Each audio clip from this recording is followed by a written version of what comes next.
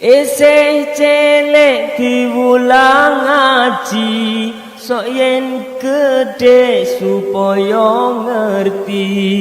Ngaji iku gampang syarate, asal manut karo gurune. Assalamualaikum warahmatullahi wabarakatuh. Bismillah, alhamdulillah, wa la hawla wa la quwata illa billah. Allahumma salli ala Sayyidina Muhammad wa ala ali Sayyidina Muhammad, amma ba'du. Baik rekan-rekan sekalian, para subscriber, para pemirsa semuanya, mudah-mudahan kita senantiasa berada di bawah naungan rahmat dan maghfirahnya Allah subhanahu wa ta'ala.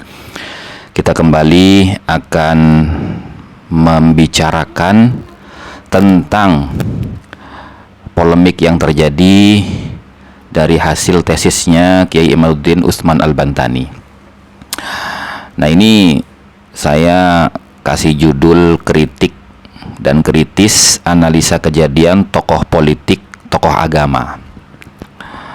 Kenapa? Karena sebenarnya begini, sudah tidak objektif lagi nih diskusi ilmiah tentang silsilah nasab ini. Sudah banyak dibumbui oleh kebencian, oleh fitnah dan lain sebagainya. Sebenarnya kalau kita mau objektif, saya kasih contoh misalkan gitu kan. Kenapa sih orang-orang itu ada yang komentarnya negatif dan juga ada yang membela juga gitu loh. Ada yang menengahi gitu kan. Nah, saya ini bukan di antara orang yang membela atau orang yang mendukung, tapi saya ini orang yang berusaha untuk berpikir objektif dalam menyikapi hal ini gitu. Karena apa? Karena polemik yang terjadi itu sampai ada meme-meme yang lucu gitu kan, yang lucu sekali gitu. Seperti misalkan ini yang saya tampilkan ya. Nah, Kiai Imaduddin gegerkan dunia karena membenci habaib di Indonesia, pembenci zuriat gitu. Masya Allah gitu kan ya. Nah, padahal begini gitu, padahal begini. Ketika orang itu membicarakan nasab orang lain, salahnya di mana?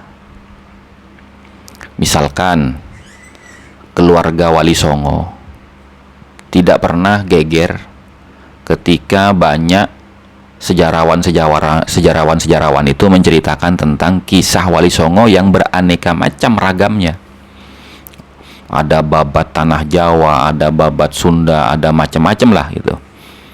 Ya kan? Dengan beberapa pandangan-pandangan gitu loh. Itu nggak ada yang geger, biasa-biasa aja.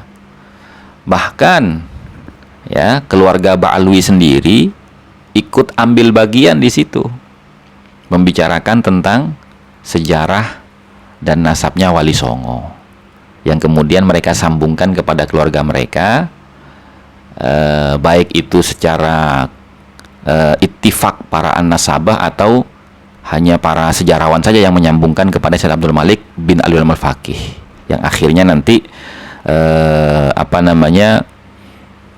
digelari oleh Azmat Khan gitu loh. Itu biasa-biasa saja, nggak ada masalah, nggak ada protes, nggak ada penghinaan, nggak ada macam-macam, udah diam aja keluarga Wali Songo itu. Nah, kenapa ketika kita membicarakan nasabnya para habaib dari keluarga Bani Alawi ini kok jadi geger, jadi heboh gitu loh, seakan-akan ada kelompok-kelompok yang kebakaran jenggot gitu loh, sehingga rame-rame mereka mau melakukan pembelaan, padahal itu bukan keluarga mereka gitu loh. Nah, ini ada apa gitu loh gitu. Karena kan kalau habaib ini kan sudah jelas bahwa dia itu zuriyahnya Nabi Muhammad SAW. Apakah kurang masyhur juga? Apakah kurang jelas juga bahwasanya Wali Songo itu juga zuriyahnya Nabi? Ya toh, statusnya sama loh. Keluarga Ba'alwi dengan keluarga Wali Songo tuh statusnya sama, sama-sama diakui, sama-sama diyakini, dan sama-sama termasyhur sebagai keluarga keturunan Nabi Muhammad SAW. Nah, ketika keluarga Wali Songo itu dibicarakan nasab Wali Songonya, nggak ada masalah. Kenapa ketika Mbak Alwi itu jadi polemik yang berkepanjangan sampai saling fitnah, saling tuduh ini dan itu? Lah, ini namanya nggak fair. Ini namanya nggak fair gitu loh. Jadi kalau kita mau menyimak diskusi ilmiah ini yang diangkat oleh Kiai Imaduddin Utsman Al-Bantani ini, itu tidak usah dikomentari negatif gitu loh, seperti wah ini pelagian, ini ngikutin Murad Sukri dulu, ini tokoh Wahabi apa segala macam. Ada yang bilang Wahabi, ada yang bilang tokoh Murji'ah segala macam lah gitu. Nggak usah seperti itu gitu loh. Kalau sampean pengen ikut andil dalam posisi membela keluarga Ba'alwi, maka sampean sodorkan saja argumentasi ilmiahnya gitu loh. Nah, dan ketika menyodorkan argumentasi ilmiah itu, jangan dibumbui dengan narasi-narasi yang menyudutkan Kiai Imaduddin gitu loh. Nah, karena perbedaan pandangan dalam diskusi ilmiah itu hal yang wajar gitu loh. Itu sudah menjadi tradisi para ulama kita gitu loh. Gitu. Atau kalau misalkan sampean mau membela Kiai Imaduddin, ya bela saja Kiai Imaduddin gitu loh. Tentunya dengan argumentasi-argumentasi ilmiah juga. Jangan menyudutkan pihak Ba'alwi gitu loh. Atau kalau sampean itu tidak punya argumentasi ilmiah untuk membela salah satu dari dua tokoh ini gitu kan, ya, dari salah satu dua keluarga ini gitu loh, ya sudah, diam saja menyimak gitu loh. Nyimak saja udah gitu loh. Nah, kenapa? Hitung-hitung belajar memahami, mendalami ilmu sejarah dan nasab gitu loh. Ini kesempatan sebenarnya gitu loh. Ini kesempatan sebenarnya. Nah, ini yang paling parah lagi kan begini. Ngakak, cinta ditolak, Imaduddin bertindak. Cintanya ditolak oleh salah seorang syarifah, akhirnya dia kumat, serang habaib, tolol katanya. Loh, ini kan lucu ini gitu loh. Sampean mau membela keluarga Ba'alwi, menyudutkan Kiai Imaduddin. Loh, ini malah membangun opini di masyarakat kita bahwasanya pembela-pembela Bani Alawi itu tidak punya argumentasi yang kokoh, tidak punya hujah yang kuat gitu loh. Akhirnya orang berpikir jangan-jangan bener nih Kiai Imaduddin nih gitu loh. Nah, buktinya ini pembelaan-pembelaannya ini sudah tidak sehat gitu, mengarah kepada pelecehan, penghinaan dan fisik gitu loh. Nah, jangan seperti itu gitu loh, jangan seperti itu gitu kan. Nah, sampai ada lagi beberapa orang ustadz, beberapa orang kiai gitu kan. Ini nih masalah nasab ini sudah cukup masyhur saja gitu loh. Ini kan sudah masyhur, ngapain diutak-utik gitu loh. Nggak perlu gitu loh. Diutak-utik lagi nggak perlu gitu kan. Nah, sekarang kita lihat gitu loh. Ya kan, kalau kita melihat hujahnya Kiai Imaduddin gitu kan, beliau ini kan menyampaikan syarat untuk penetapan nasab itu sesuai dengan disiplin ilmu fikih, di mana dalam ilmu fikih itu ada 3 gitu loh. Yang pertama al-firashi, yaitu kelahiran yang sah, artinya anak ini dinisbatkan kepada bapaknya, diakui berintisab kepada ayah dan kakek dan terusnya, itu kalau dia hasil dari perkawinan yang sah, artinya kelahirannya sah, bukan zina gitu loh. Itu yang pertama. Yang kedua al-iqrar, ya, ada pengakuan. Ada pengakuan dari siapa? Dari keluarganya. Ada pengakuan dari keluarga besarnya gitu loh. Nah, yang ketiga al-bayyinah, ya, keterangan atau alat bukti gitu loh. Nah, ini yang ditanya oleh Kiai Imaduddin. Karena kalau al-firashi yang pertama tadi, kelahiran yang sah, nggak mungkin kita berburuk sangka bahwasanya Ubaidillah itu adalah anak haramnya Ahmad bin Isa al-Muhajir, nggak mungkin itu. Kita nggak bahas itu. Kita sudah pasti yakin itu anak yang sah gitu loh. Nah, kemudian ikrarnya bagaimana gitu loh. Nah, ternyata tidak semua keluarga besar dari Sayyid Ahmad bin Isa Ar-Rumi itu mengakui keberadaannya Ubaidillah sebagai anak keempat daripada Ahmad bin Isa al-Muhajir.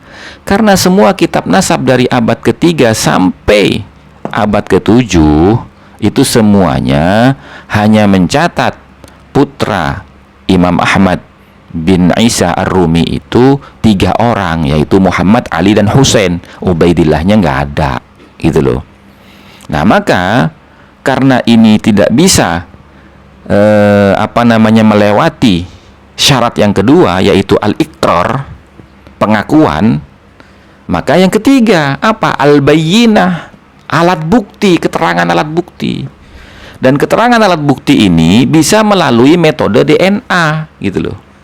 Nah, terus ada kiai yang bilang, loh DNA itu bukan untuk nasab, DNA itu untuk kejahatan, untuk mengetahui zina atau tidaknya. Loh, ini belajar di mana, gitu loh. Padahal DNA itu sangat simpel sekali. Sampean belajar di internet aja sudah bisa. Nah, ini saya ringkas menjadi 3. DNA itu berfungsi untuk mengetahui identitas seseorang. Itu yang pertama. Yang kedua, DNA itu bisa untuk menetapkan nasab, gitu loh. Nah, yang ketiga untuk forensik. Biasanya kepolisian nih, gitu loh. Nah, berarti kan yang kedua ya. Yang pertama kan mengetahui identitas seseorang. Nah, yang kedua penetapan nasab. Yang ketiga forensik. Nah, penetapan nasab bisa pakai DNA ini. Makanya di beberapa video yang lalu saya sudah sampaikan bahwasanya ada beberapa nakobah pencatat keluarga keturunan Rasulullah ini yang ada di luar negeri sana, seperti di Yordan, di Turki, di Tunisia, di Maroko, ya, di Yaman sendiri, di Irak, gitu, di Libya. Itu semuanya menurut informasi, dan insya Allah ini valid, semuanya menggunakan metode tes DNA. Karena memang DNA itu bisa untuk menetapkan nasab, gitu loh. Gitu. Jadi marilah kita berpikir objektif, jangan saling menghina, jangan saling menyudutkan, gitu loh. Kita ini kan yang dicari kebenaran. Kebenaran berdasarkan fakta-fakta ilmiah yang ada, gitu loh. Nah, sementara ini ya, jawaban dari tesisnya Kiai Imaduddin Utsman Al-Bantani yang disampaikan oleh perwakilan Robito Alawiyin, misalkan seperti Habib Hanif, gitu, itu belum bisa mendatangkan fakta sejarah, argumentasi ilmiah melalui kitab-kitab yang ditagih oleh Kiai Imaduddin. Nah, Habib Hanif itu cuman memberikan data-data ilmiah melalui kitab-kitab yang disebutkan di podcastnya itu hanya sampai di abad ke-8. Abad ke-8 itu siapa? Jangan lupa, abad ke-8 itu semua kitab yang disebutkan oleh Habib Hanif itu, ya, yang saya pahami nih, nah, itu semuanya merujuk kepada 2 kitab. Apa? 1, Burqatul Musiqah yang ditulis oleh Habib Ali bin Abu Bakar Asyakran. Nah, Habib Ali bin Abu Bakar Asyakran itu juga berdasarkan kitab Tarikh Al-Jundi, ya, kitab Tarikh Al-Jundi itu ditulis oleh orang Yaman sendiri di abad ke-8, gitu loh. Nah, kitab Tarikh Al-Jundi itu bukan kitab nasab, itu kitab sejarah, di mana para sejarawan itu ketika dia memasukkan kutipan-kutipan kisah sejarah dalam kitabnya atau dalam catatan bukunya, itu dia tidak mencari pembuktian. Cukup dia mendengar, oh begini, tulis, masukin, oh begini, masukin sama dia, gitu loh. Kenapa? Apakah tokoh sejarah ini sembrono? Nggak sembrono tokoh sejarah itu.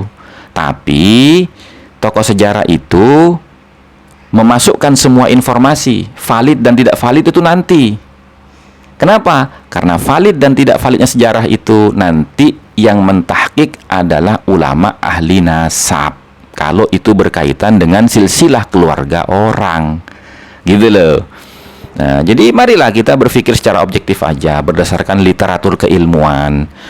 ya yang kita miliki gitu loh, yang kita tahu. Kalau emang kita nggak tahu, cari informasi, gali, belajar lagi gitu, cari informasi dari siapapun, mau dari internet, mau dari teman-teman kita yang kebetulan dia memang fokus di bidang sejarah dan ilmu nasab gitu. Nah, kepada siapapun, apalagi zaman sekarang ini kan zaman internet, kita mau cari informasi aja, apa saja yang kita mau cari informasi itu di internet, semuanya bisa kita dapatkan. Bahkan kitab-kitab gitu, kalau kita nggak mampu beli kitabnya karena mahal, kita bisa ambil PDF-nya itu.